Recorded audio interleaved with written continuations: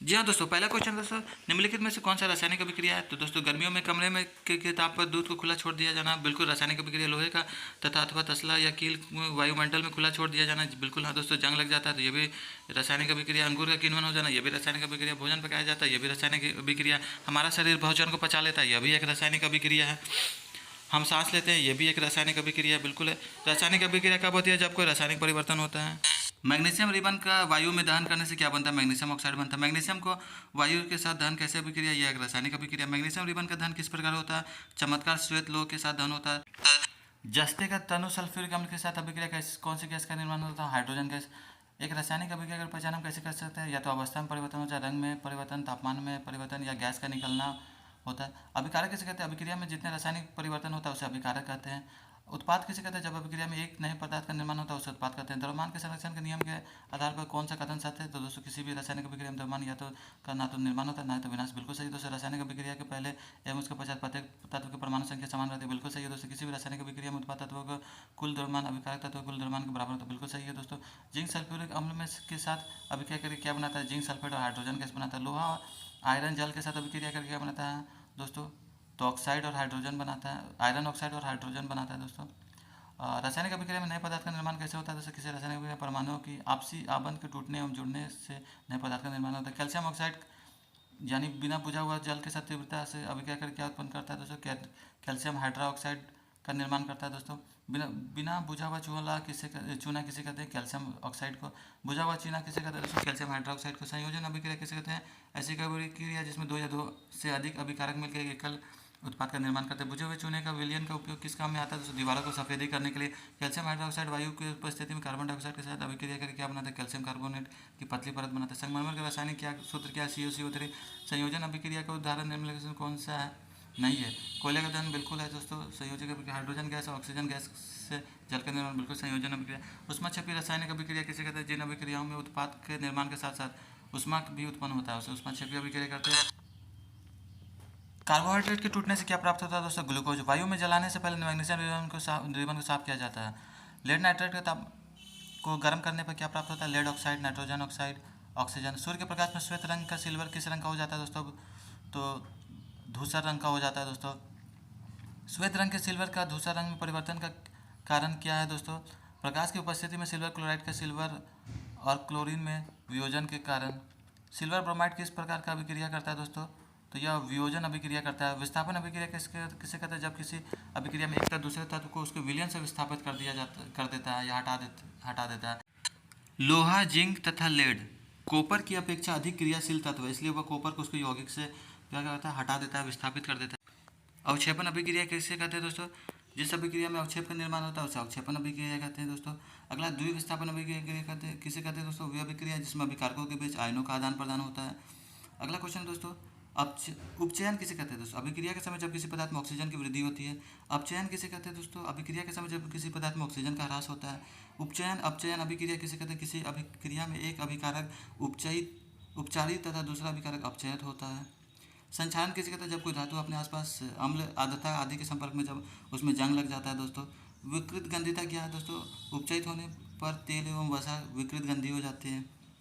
Chips बनाने वाले chips की थैली में ऑक्सीजन हटा के नाइट्रोजन जैसे कम सक्रिय गैस भर देते हैं ताकि उसका उपचयन ना हो सके। अम्ल का स्वाद कैसा होता है दोस्तों? तो खट्टा होता है। अम्ल नीले लिटमस पत्र को किस रंग में बदल देता है? लाल रंग में। क्षारकों का स्वाद कैसा होता है? कड़वा। क्षार लिटमस को किस रंग में बदल देता है दोस्तों? तो लाल रंग में। लिटमस विलियन क्या होता है दोस्तों? लिटमस विलियन बैंगनी रंग का रंजक होता है। गंध सूचक किसे कहते हैं? कुछ ऐसे पदार्थ होते हैं जिनकी गंधी अम्ल तथा क्षार के माध्यम से भिन्न हो जाती है। अम्ल धातु के साथ कैसी अभिक्रिया करते हैं? धातु अम्ल से हाइड्रोजन परमाणु का हाइड्रोजन गैस के रूप में विस्थापन कर देता है। निम्नलिखित में से कौन सा कैल्शियम कार्बोनेट का रूप नहीं है? चूना पत्थर भी है, खगड़िया भी है, संगमरमर भी है। धातु कार्बोनेट तथा धातु हाइड्रोकार्बोनेट अम्ल के साथ क्या बनाते हैं? सभी धातु कार्बोनेट एवं हाइड्रोजन कार्बोनेट अम्ल के साथ अभिक्रिया करके संगत लवण कार्बन डाइऑक्साइड एवं जल बनाते हैं। अम्ल एवं क्षार अभिक्रिया करके क्या बनाते हैं? लवण तथा जल बनाते हैं। उदासीनीकरण अभिक्रिया किसे कहते हैं? अम्ल एवं क्षार की अभिक्रिया को। धात्विक ऑक्साइड अम्लों के साथ अभिक्रिया करके क्या बनाते हैं? लवण एवं जल बनाते हैं। धात्विक ऑक्साइड को क्या कहते हैं? धात्विक ऑक्साइड को क्षारकीय ऑक्साइड भी कहते हैं।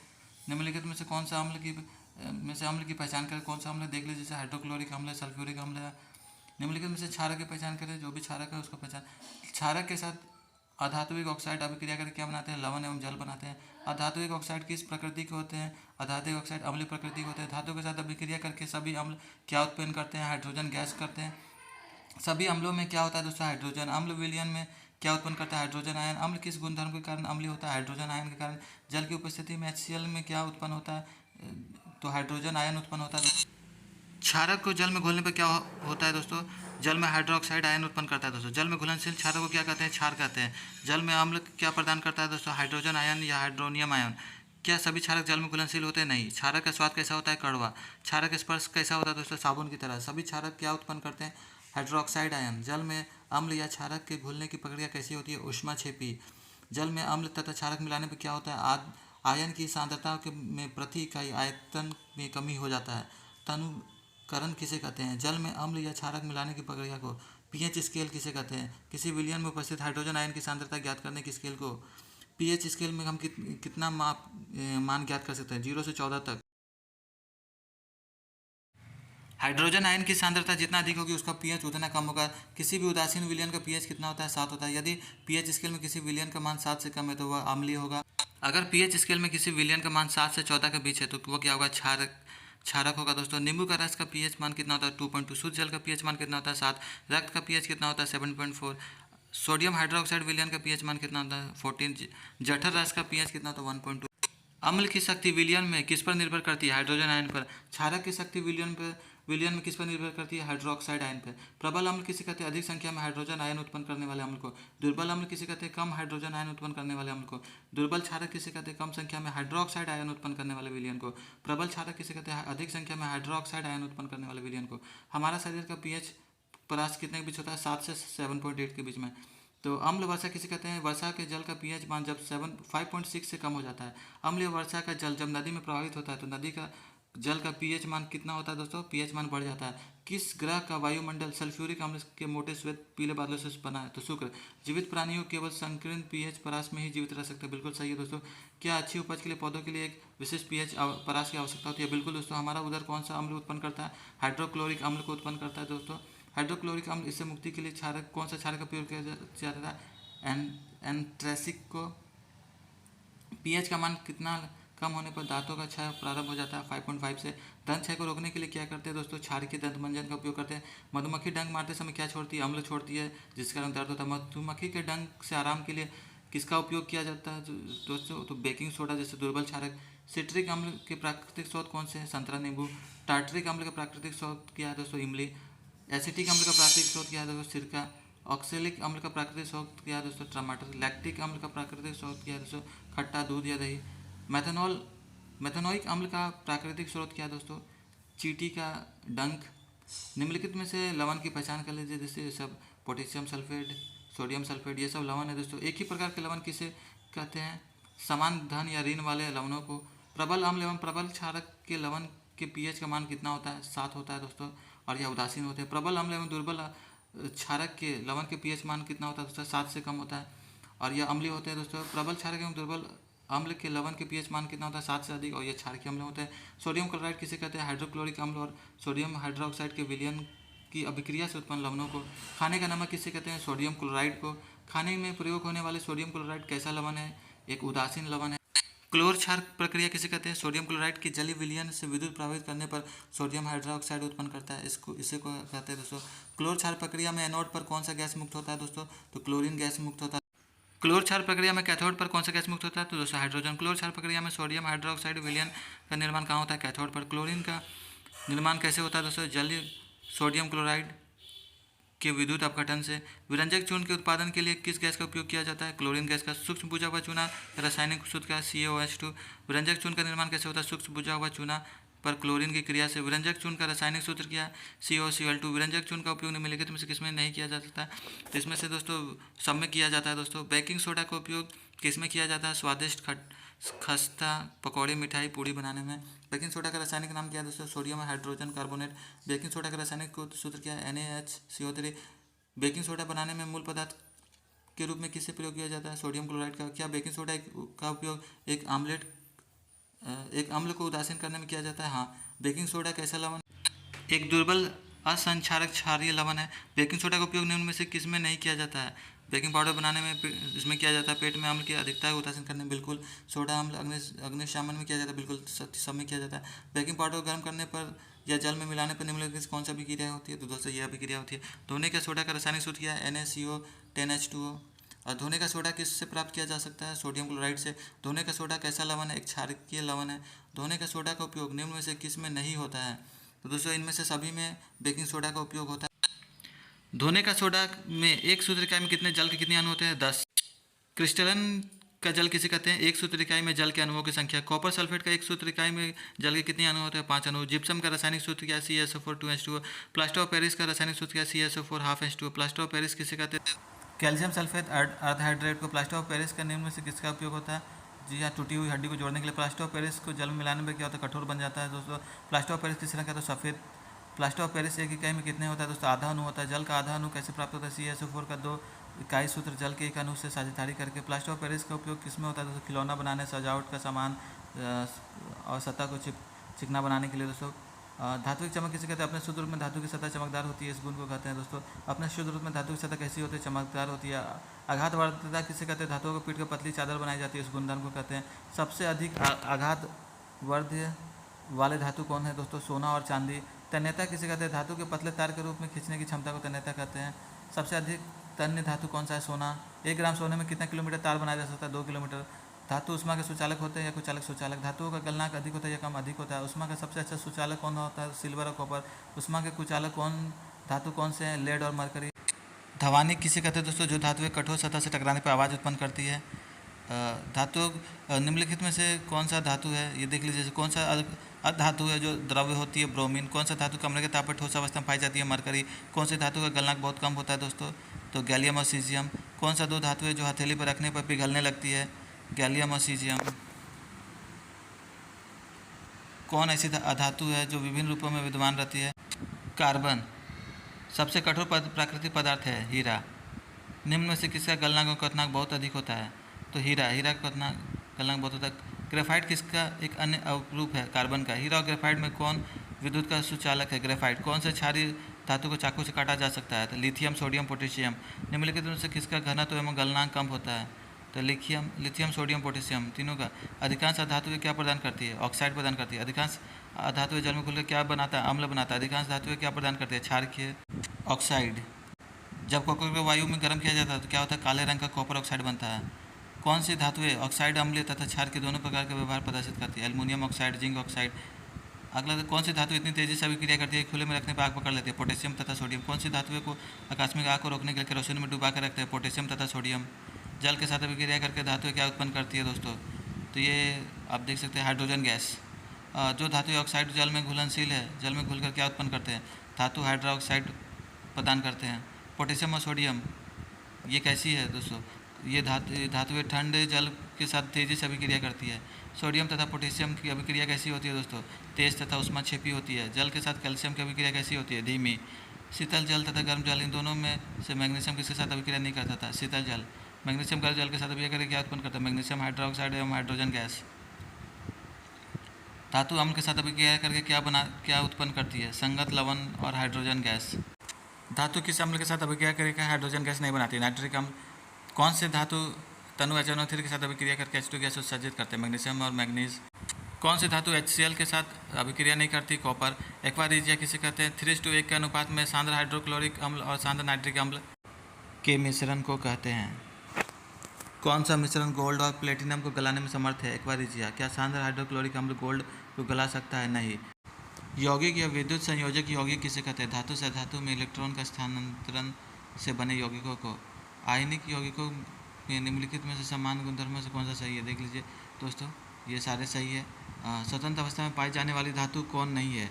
तो गोल्ड, सिल्वर, प्लेटिनम एवं कॉपर। कॉपर एवं सिल्वर किस अवस्था में पाए जाते हैं? अपने सल्फाइड एवं या ऑक्साइड के अयस्क के रूप में। कौन सी धातु स्वतंत्र तत्व के रूप में नहीं पाई जाती? तो दोस्तों आप पोटेशियम, सोडियम, कैल्शियम, मैग्नीशियम। पृथ्वी की भूपट्टी में ऑक्साइड, सल्फाइड या कार्बोनाइट के रूप में पाई जाने वाली धातु कौन सी है? Zinc, iron, lead. गैंग किसे कहते हैं? पृथ्वी से खनिज अयस्कों में मिट्टी, रेत आदि जैसे अशुद्धियों को।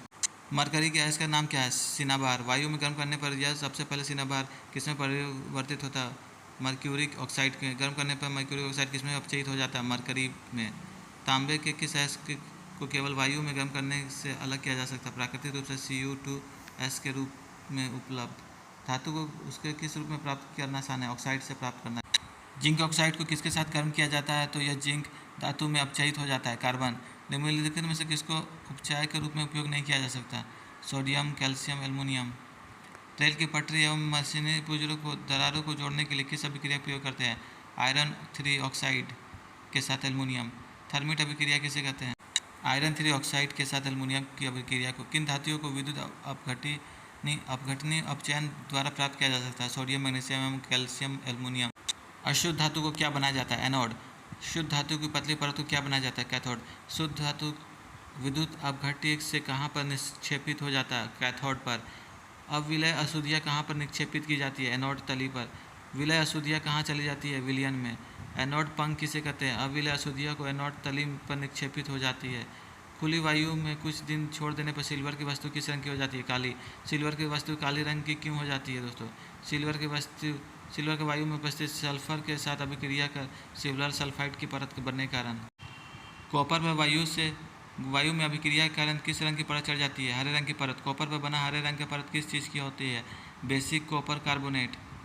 आर्द्र वायु में रहने पर लोहे पर रंग के पदार्थ की किस रंग के पदार्थ की परत चढ़ जाती है? भूरे रंग की। जंग किसे कहते हैं? आर्द्र वायु में रहने के कारण लोहे पर भूरे रंग की परत पड़ जाना।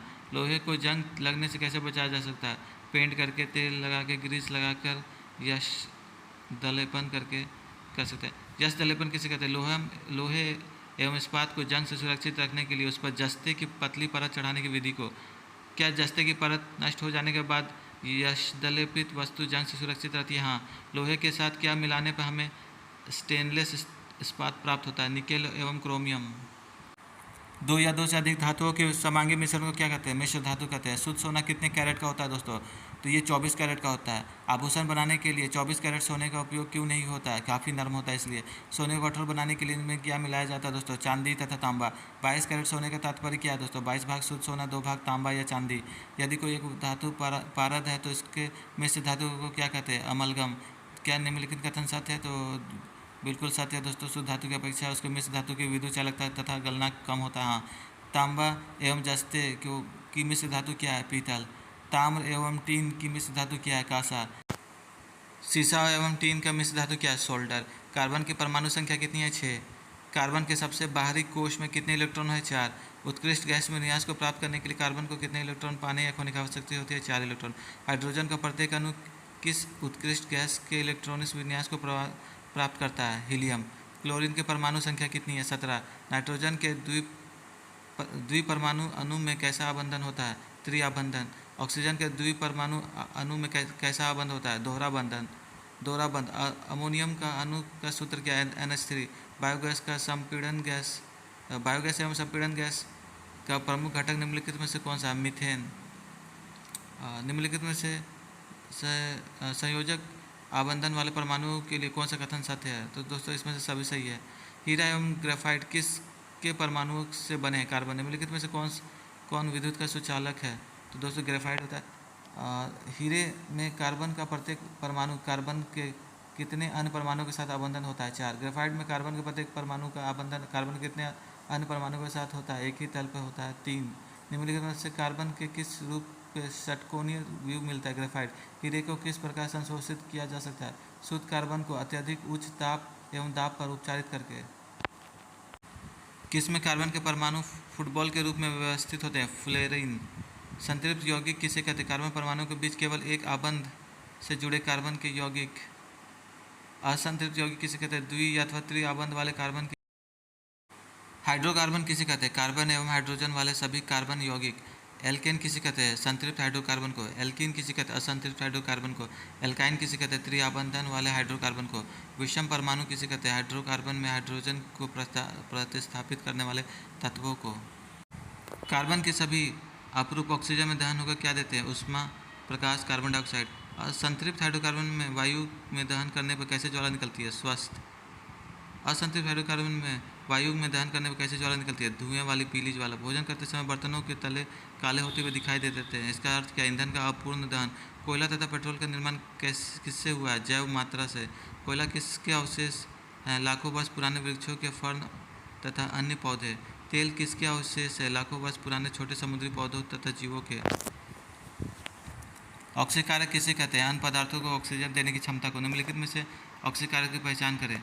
किन उत्प्रेरकों की उपस्थिति में असंतृप्त हाइड्रोकार्बन हाइड्रोजन जोड़कर संतृप्त हाइड्रोकार्बन देते हैं? पैलेडियम तथा निकेल जैसे। उत्प्रेरक क्या होता है? जिनके कारण अभिक्रिया भिन्न दर से आगे बढ़ती है। जो अभिक्रिया को प्रभावित नहीं करते उसे क्या कहते हैं? उत्प्रेरक। किस उत्प्रेरक का उपयोग करके साधारणतः वनस्पति तेलों के हाइड्रोजनीकरण में उपयोग होता है? निकेल उत्प्रेरक। वनस्पति तेलों में साधारणतः कैसी कार्बन श्रृंखलाएं होती है? असंतृप्त। जंतु वसा में कैसी कार्बन श्रृंखलाएं होती है? संतृप्त कार्बन। कौन से तेल स्वास्थ्यवर्धक होते हैं? वनस्पति। जंतु वसा में कैसा वसा अम्ल होते हैं? मतलब संतृप्त, जो स्वास्थ्य के लिए हानिकारक माने जाते हैं। भोजन पकाने के लिए कैसे तेलों का उपयोग करना चाहिए? असंतृप्त वसा अम्ल वाला। प्रतिस्थापन अभिक्रिया किसे कहते हैं? जब एक परमाणु अथवा परमाणुओं के समूह दूसरे का स्थान लेता है। निम्नलिखित में से कौन ऑक्सीजन को जोड़ता है? क्षारकीय पोटेशियम परमैंगनेट अथवा अम्लीकृत पोटेशियम डाइक्रोमेट। एथेनॉल कक्ष के ताप पर किस अवस्था में होता है? द्रव्य। समानता एथेनॉल को क्या कहा जाता है? अल्कोहल। क्या अल्कोहल एक अच्छा विलायक है? हाँ। क्या शुद्ध अल्कोहल की थोड़ी सी मात्रा घातक सिद्ध हो सकती है? हाँ। क्या एथेनॉल का उपयोग औषधियों को बनाने में होता है? हाँ। एथेनॉल सोडियम के साथ अभिक्रिया करके क्या बनाता है? हाइड्रोजन गैस एवं सोडियम एथॉक्साइड। किसके साथ गर्म करने पर एथेनॉल का निर्जलीकरण होकर एथीन बनता है? सांद्र सल्फ्यूरिक अम्ल। एथेनॉल से जल को कौन अलग कर देता है? सल्फ्यूरिक अम्ल। एथेनॉल का अधिक सेवन से क्या होता है? तो दोस्तों ये इनमें से चारों ऑप्शन है। अल्कोहल को पहचान करने के लिए इसे किस रंग का बनाया जाता है? नीला रंग। निम्नलिखित में से कौन सूर्य के प्रकाश को रासायनिक ऊर्जा में बदलने में सर्वाधिक सक्षम है? गन्ना। गन्ने के रस का क्या बनाने में उपयोग में लाया जाता है? मालेसेस। एथेनोइक अम्ल का सामान्यतः क्या कहा जाता है? एसिटिक अम्ल। एसिटिक अम्ल में कितने प्रतिशत विलयन को सिरका कहा जाता है? 3 से 4%। शुद्ध एथेनोइक अम्ल का गलनांक कितना होता है? 290 केल्विन। ग्लेशियल एसिटिक अम्ल किसे कहते हैं? एथेनोइक अम्ल को। एथेनोइक अम्ल किसी अम्ल उत्प्रेरक की उपस्थिति में परिशुद्ध एथेनॉल से अभिक्रिया करके क्या बनाते हैं? एस्टर। एस्टर की गंध कैसी होती है? मृदु। एस्टर का उपयोग किस रूप में किया जाता है? इत्र बनाने एवं स्वाद उत्पन्न करने वाले कारक के रूप में। सोडियम हाइड्रोक्साइड से अभिक्रिया करके क्या बनाता है? अल्कोहल एवं कार्बोनिक अम्ल। साबुनीकरण किसे कहते हैं? सोडियम हाइड्रोक्साइड से एस्टर की अभिक्रिया करके अल्कोहल एवं कार्बोनिक अम्ल का सोडियम लवण बनाता है। साबुन कैसे तैयार किया जाता है? सोडियम हाइड्रोक्साइड से एस्टर का अभिक्रिया करा के। साबुन क्या होता है? दीर्घ श्रृंखला वाले कार्बोक्सिलिक अम्लों के सोडियम अथवा पोटेशियम लवण। एथेनोइक अम्ल सोडियम हाइड्रोक्साइड से अभिक्रिया करके क्या बनाता है? लवण तथा जल। एथेनोइक अम्ल कार्बोनेट एवं हाइड्रोजन कार्बोनेट के साथ अभिक्रिया करके क्या बनाता है? लवण, कार्बन डाइऑक्साइड एवं जल बनाता है। साबुन का आयनिक भाग तथा कार्बन श्रृंखला किससे क्रिया करता है? जल तथा तेल से। उत्सर्जन किसे कहते हैं? अपशिष्ट उत्पादों को शरीर से बाहर निकालना। श्वसन किसे कहते हैं? शरीर के बाहर से ऑक्सीजन का ग्रहण करना। कोशिकीय आवश्यकता के अनुसार खाद्य स्रोत के विघटन में उसका उपयोग। जो जीव अकार्बनिक स्रोतों से कार्बन डाइऑक्साइड तथा जल के रूप में तरल पदार्थ प्राप्त करते हैं उसे क्या कहते हैं? स्वपोषी जीव। स्वपोषी जीव के उदाहरण क्या है? हरे पौधे तथा कुछ जीवाणु। विषमपोषी उत्तरजीवी के लिए प्रत्यक्ष या परोक्ष रूप से किस पर आश्रित होते हैं? स्वपोषी पर। स्वपोषी जीव की कार्बन तथा ऊर्जा की आवश्यकता किसके द्वारा पूरी होती है? प्रकाश संश्लेषण। स्वपोषी बाहर के लिए पदार्थों को किस रूप में परिवर्तित करते हैं? ऊर्जा संचित के रूप में। स्वपोषी द्वारा बाहर से लिया गया पदार्थ कौन से हैं? कार्बन डाइऑक्साइड तथा जल। स्वपोषी द्वारा बाहर के पदार्थों को सूर्य के प्रकाश तथा क्लोरोफिल की उपस्थिति में किस में परिवर्तित कर देते हैं? कार्बोहाइड्रेट में। हमारे द्वारा खाए गए भोजन से बना ऊर्जा को कुछ भाग हमारे शरीर में किस रूप में संचित हो जाता है? ग्लाइकोजन। कौन से पौधे रात्रि में कार्बन डाइऑक्साइड लेते हैं? मरुद्भिद।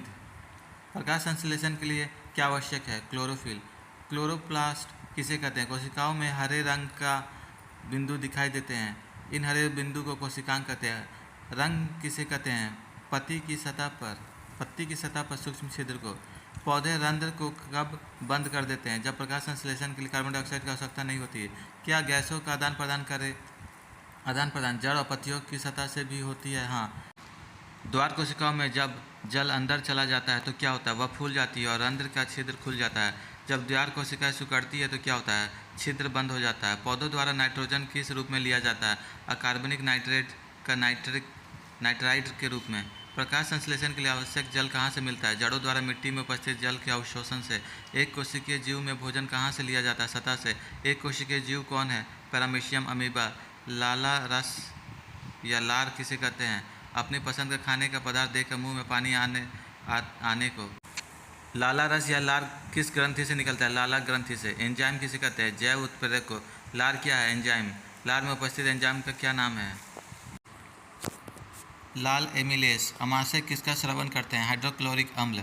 शाकाहारी जंतुओं में क्षुद्रांश कैसा होता है, लंबी। मांसाहारी जंतुओं में क्षुद्रांश कैसा होता है, छोटा।